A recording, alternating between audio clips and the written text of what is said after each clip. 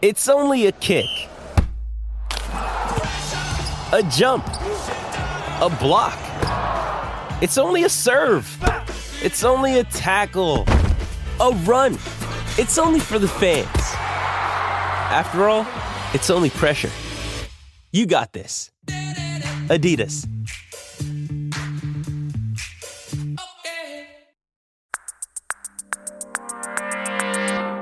Today on CityCast Chicago, it's primary election day, so we're reminding you of some of the key races we're watching. Plus, the city has started evicting new arrivals from shelters, and it seems the Bears have finally made their quarterback decision. I'm here with executive producer Simone Alisea to talk about it all. It's Tuesday, March 19th. I'm Jacoby Cochran, and this is what Chicago's talking about.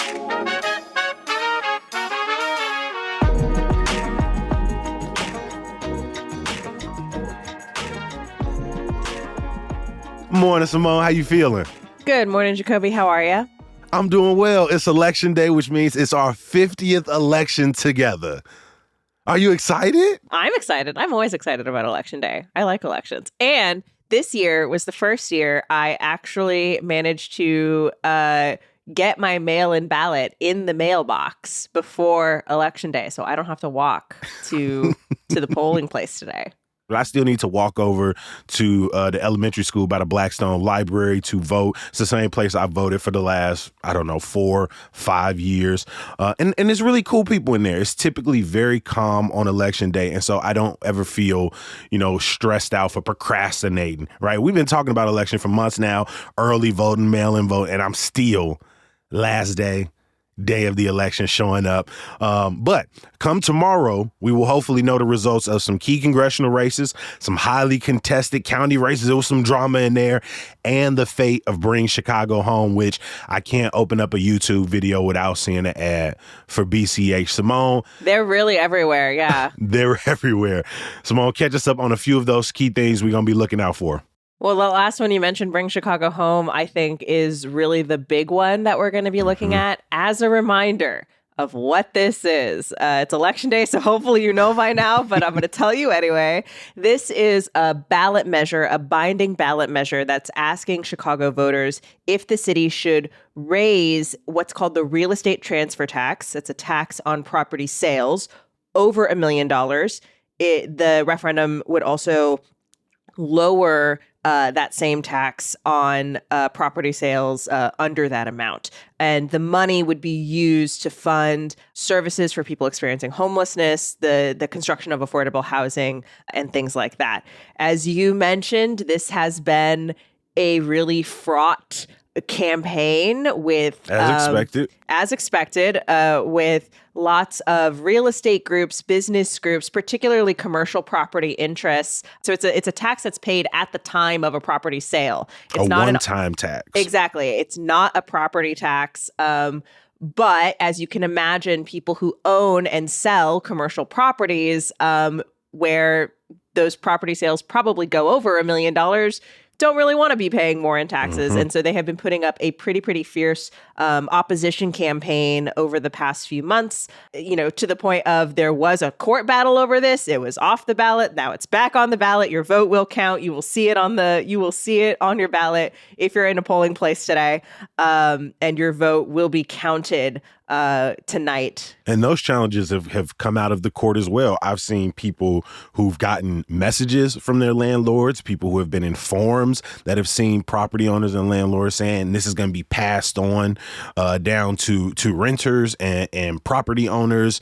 And then, like you said, this legal battle, some people have, maybe been tapped out over the last few weeks, probably are going back to their ballots still questioning, is this thing going to count? And the answer, like you just said, is yes, it is going to be counted. What we know definitively when we're doing our breakdown, we will see based on mail-in ballots and how much those may or may not sway the result.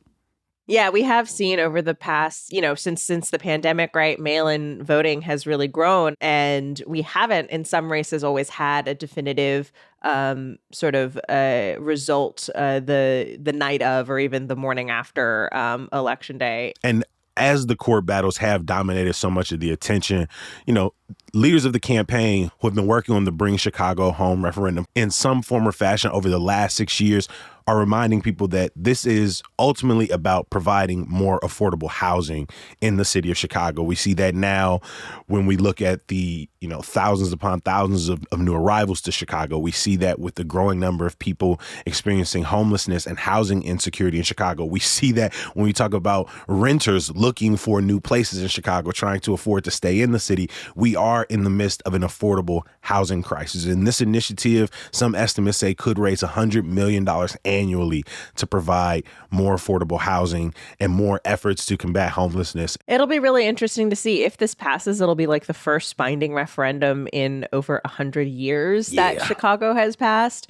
And it would be a pretty big one. I think if it does pass too, there will be questions immediately about, like, okay, you've got this funding source. How are you going to use it? How are you going to use it? This has been another criticism by opponents has been, we want to see a more detailed spending plan. The city has sort of argued that that's not necessary for at this point with the referendum, a ballot question. That will certainly be a question moving forward. What are some local races that we've covered that you are really watching for? Some in this category got a little bit of heat underneath them. One big race we're watching too is the Cook County State's Attorney's race. This race is a big deal more because the person who is currently the state's attorney, Kim Foxx, I think is a name that a lot of people recognize, and her office has been under a lot of scrutiny over her past 2 terms. While making some huge progressive strides. Exactly. So Foxx came in as kind of a reform candidate, really wanting to change the office, taking more of a progressive approach to the office, looking at diversion for low-level crimes. And so, on the one hand, sort of looked at as, oh, look at the sort of progress this office has made. But then she has also come under a lot of fire over the past couple years when we do see crime spikes in the city. That office tends to be one of the first offices that kind of gets thrown under the bus because people are like, oh, well, they're not prosecuting crimes. They're not putting criminals in jail, and it's the prosecutor's fault. Right. Her supporters laud for bail reform. The opponents, the critics say, those exact initiatives are leading to those spikes you mentioned. Exactly. The numbers don't really bear that out, but you do see it a lot in the rhetoric. And I think so when Foxx opted not to run for re-election, leaving this an open seat, I think there was sort of a question of, okay, who is the next top prosecutor going to continue to try to straddle that line that Foxx is trying to straddle of, changing the way the office works while sort of taking this, the brunt of this criticism when we see crime spikes? Or are we going to see a switch and flip to the other way where we're going to see a more tough on crime kind of prosecutor? And we're kind of seeing that a little bit in these 2 candidates that have emerged in this primary. Clayton Harris, the third, who is endorsed by the Cook County Democratic Party, is very much on that progressive end of things and hasn't sort of said a whole lot different what he would do from Kim Foxx. Meanwhile, former appellate court justice Eileen O'Neill Burke has sort of taken more of that tough on crime. We're going to prosecute offenders, that kind of rhetoric, and has sort of said that, if you want more of the same, I am not your candidate. She was at the parade over the weekend and was just like, the system is broken. If people want things to continue as they are, like really beefing up that criticism as we got closer to today, right? And this race has grown into a $4 million race between just those 2 candidates alone. Yeah, it's certainly something that I think the party is heavily invested in, and something I think is getting a lot of attention. And so we will see, tonight and tomorrow morning kind of how the votes end up shaking out there. The other races we're watching, there are some congressional races going on that we are taking a look at, specifically in the 7th district, which is Representative Danny Davis's seat. That's a name that a lot of Chicagoans know, I suspect. He has been in office for nearly 30 years and running again to keep his seat in the 7th district, which covers just a really interesting section of downtown, but also the south side, and then a bunch of the west side, way out into the western suburbs. It's a really, really big, diverse district. He is once again facing a challenge from activist Kina Collins. This is the third time she has challenged him in this seat. The first time in 2020, didn't really do that well, but then in 2022 had 46% of the vote, which is a big deal. Damn close to supplanting the incumbent. And then when you throw in the city treasurer, Melissa Conyers-Irvin, right? These are two people who, in addition to giving Davis his flowers, right, and not necessarily attacking his record, but more or less saying it's time for new energy with this large swath of, Cook County being represented in this district with, some major swings in sort of racial, cultural, economic diversity across that district. People are saying it's time for a new voice, while Davis is saying, no, this district needs exactly what I am, a seasoned politician who knows how to work across these type of lines, both in Washington and in his home district. And so I'm interested to see who the people choose. I agree. I think it's going to be an interesting race, and another one that we are definitely going to update you on tomorrow morning. A couple more races that we're going to be watching that you can check out more on our website, chicago.citycast.fm, and make sure you're subscribed to our newsletter, Hey Chicago, because we'll bring you results there as well. We talked with Illinois Answers Project's Alex Nitkin about some down ballot races that are pretty dramatic, specifically the Board of Review race between Larry Rogers Jr., who is the incumbent, and Larisha Tucker, who is backed by the Cook County assessor, Fritz Kagi. And so it's this big, dramatic proxy war over the nature of property taxes and the county's property tax system and who is influenced by whom. And Fritz Kagi says your property is worth so much. You can take that to the Board of Review and say, I don't agree with this. And if those two offices don't work well with each other, it can be a headache, a sort of power battle. If they do work for each other, right, the county assessors are sort of getting through their initiative. And so, Fritz is very invested in this, both politically and financially. Yeah. And so that will be, I think, an interesting race to see if any of this drama sort of, is the average voter keeping track of this? Well, no. What is the advertising doing in this race? I'm going to be curious to see. This is our own personal days of our lives. We're going to be in your feeds a little later tomorrow morning to bring you the latest election results.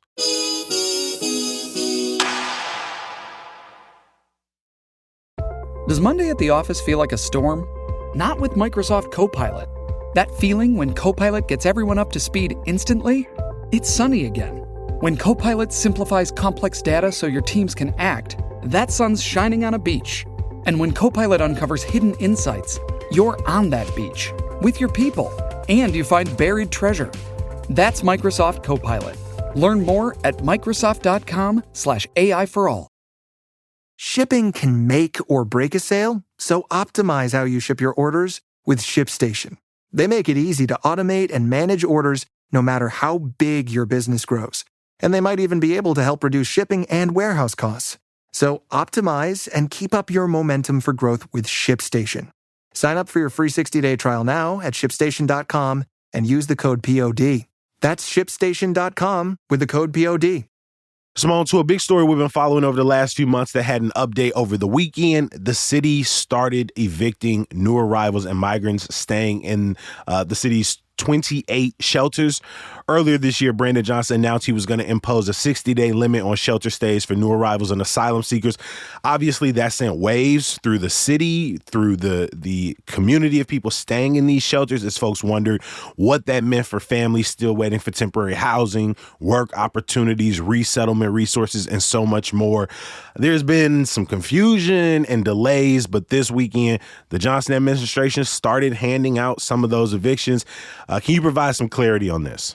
Yeah, there has been, we've gone back and forth on this a lot. I think we've been talking about this since December, since January, when these evictions were initially slated to start happening. As of Sunday, which is when this weekend, that was the time when eviction notices were actually being handed out and people were being asked to leave these shelters. Only 3 people have been removed from shelters after initially what was going to be estimated to be a few dozen, 30, 34 people. And what had happened was, in addition to announcing that these evictions were happening, Johnson also announced several exemptions and sort of clarified several exemptions for these evictions. So of those, 30 plus people, a lot of people got exempted because they're in the process of securing housing. They're somewhere in the process of getting permanent housing, and that is one exemption. We also had a few people who have a disability or who were pregnant, and so some of those health concerns are also reasons that people might be exempted from having to leave. And then another thing that Johnson announced on Friday was that families with kids were going to be allowed to stay in shelters through June until the summer, basically until CPS's school year ends. So with these new parameters, people who have gotten extensions, families are going to be able to allow to stay to the summer, and only 3 people, having to leave on Sunday. Do we have a better sense of, how many people remain in the city's shelters and how many people may be asked to leave by the end of April? Yeah, so the city's Office of Emergency Management and Communications says that fewer than 11,000 migrants are still in city shelters, and that around 2,000 are expected to have to leave by the end of April. These numbers have fluctuated a lot over the time we have been talking about this, and so I would always take any of those numbers with a grain of salt. I think the other thing, too, that everyone is on the watch for is if and when buses are going to start increasing this Exactly. Right to the city of Chicago as we get closer and closer to the Democratic National Convention. It is all but guaranteed that is going to happen, that Governor Abbott in Texas is going to send more buses our way, but it hasn't happened yet. Yeah, I wonder how that impacts the city and state's hard lines to this point, because for that first year and a half, things were fluctuating, right? They were trying to find new resources, new shelters were popping up. But we've talked about the state rental assistance program. As of now, that is not getting a ton of new money. The city says it has no plans to build new or large scale temporary shelters. Right? Only 3 people, but the evictions have started. Right? So some hard lines have started to be drawn by the city and state. And I wonder, once things sort of, like you said, maybe see an increase with the weather, with the Democratic National Convention, how are those lines moved? One more story that came out over the weekend. It has been a busy offseason for the Chicago Bears. Last week, they made some key free agency decisions, and after months of speculations, the Bears traded quarterback Justin Fields to the Pittsburgh Steelers, officially bringing his 3-year run in Chicago to an end. I got some numbers for folks. While Fields' winning record was a meager 10 wins and 28 losses, he did show some flashes of brilliance as a dual threat quarterback, running for over 2,000 yards, over 14 touchdowns during his time.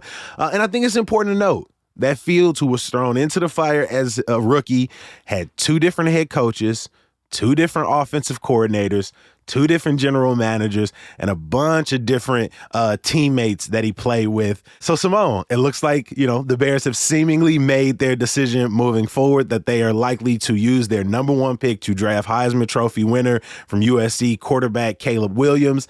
I know you're not a huge Bears fan, but this is a story we've been following practically our entire time. The hype around Justin Fields when this podcast started to now 3 years in has been the pendulum swing of a Bears lifetime. I also think the sort of perennial Bears quarterback question, right, of can the Bears have a quarterback that works, that's going to get us somewhere? I love that that's the base question, G. It's not, can we have a franchise quarterback? Can we have a Super Bowl winning quarterback? It's, can we have a working quarterback? I say this as an outside observer, right? Like, you know what I mean? Like, I always think it's funny when we have Bears fans on the show who are like, oh, this is the year, and like we're gonna do this, and like Fields can be a friend. I'm like, I think you got to aim a little lower, friends. But Yeah, I mean, I think as the news came out, something that I obviously knew, but was still like processing was just how split Chicago fans seem to be on this topic. Well, because I think Fields, won a lot of hearts. He sort of, I think he does win sort of the popularity contest in terms of recent Chicago quarterbacks. Yeah, a lot of people using the words likability. But as I look back on some of the criticism it had coming out, as I put my own eye test to things, as when I went to training camp, as I watched the games week over week, that sort of split is between people who, believe the Bears failed him, that they didn't put him in the best position to succeed, they didn't build around his talents, and that they've never known how to develop a quarterback. Right. Which I think there's a lot to say about the Bears organization, and very real. Can they build build around a quarterback? We can't put our hat on a single franchise quarterback in our history, essentially. But then there are folks who, like myself, on the other hand, say, yes, all of that is true. But Fields wasn't it, right? He couldn't read the entire field. He held the ball way too long, right? He wasn't showing enough growth as a passer. A lot of people put the blame on like the offensive lineman. He got sacked a lot. And yes, when he was out there, he got sacked amongst the top 3 quarterbacks in the league and at times the most in the league. But when he wasn't playing and the backup was in there, the backup got sacked less than any other quarterback in football. And so at some point when now it's time to pay Fields, right, more money, you have a number 1 pick, you have just added more offensive weapons. It becomes a question of, is it time to reset and just move things forward? And I think with all of the stress put on Fields, the back and forth, the new regime, the new folks, I do think it was time for him to move on. And I think in Pittsburgh, under Mike Tomlin, sitting behind Russell Wilson for a year, I think will be the best thing for him. And I, like so many Chicagoans, I'm rooting for him. As you've mentioned, it does seem like Chicagoans are really split. Bears fans are really, really kind of, because again, I think there's a lot to like about Fields. And I think there's a lot of reasons fans are so skeptical of the Bears organization. But like, what's the best case scenario for fans come football season? And what's the worst case scenario? The worst case scenario, I'll start there. We come out the gate 1-7, 2-6, and despite being really a defensive head coach and the defense probably maybe showing some signs of improvement, I think the coach is out and now we're just confused. The rookie quarterback, new veterans, the defense, and sort of no new person to steer the ship because all of our coordinators are new too. And so that's, I think, worst case scenario. We're coachless halfway through the season. Best case scenario, they've put enough pieces around Caleb, the likely first round pick, right? He comes out and maybe he's a B- CJ Stroud, who was the rookie quarterback for the Houston Texans last year and led them to the playoffs. We come out 5-4, 6-3, 4-4. I think that's a best case scenario. Everyone can sort of breathe, relax. We understand we're on a. So your best case scenario is a 500 average. Gee, we got a rookie quarterback whose tape I don't 100% believe in, who I also wonder, is he going to get the ball out quick enough, can make all of the throws. College quarterbacks who get 5 to 6 seconds in the pocket to like run around and throw the ball downfield. And so for me, best case scenario, 4-4 out the gate. Worst case, we coachless, only got 1-2 wins under the belts. Best case, 4 or 5 wins through the first half of the season, I'll take it. I have a feeling there are some Bears fans here who are who find your cynicism distasteful. I don't think it's wrong. No. I don't. If anybody is thinking right now, sure, I love me some Keenan Allen and DJ Moore. Shout out to DeAndre Swift, the running back they just got from Philly. But if you're thinking, all right, we're finna get the number 1 pick and we finna come out the gate 6-2. Relax. Where in the numbers does that bear out? Like, no. Bear down and relax. And again, Bears are fully long-term now. We got rookie quarterback and have no sense of what our stadium future is. It's all long-term thinking right now. I want to give a huge thank you to our executive producer, Simone Alisea. Thanks, Jacoby.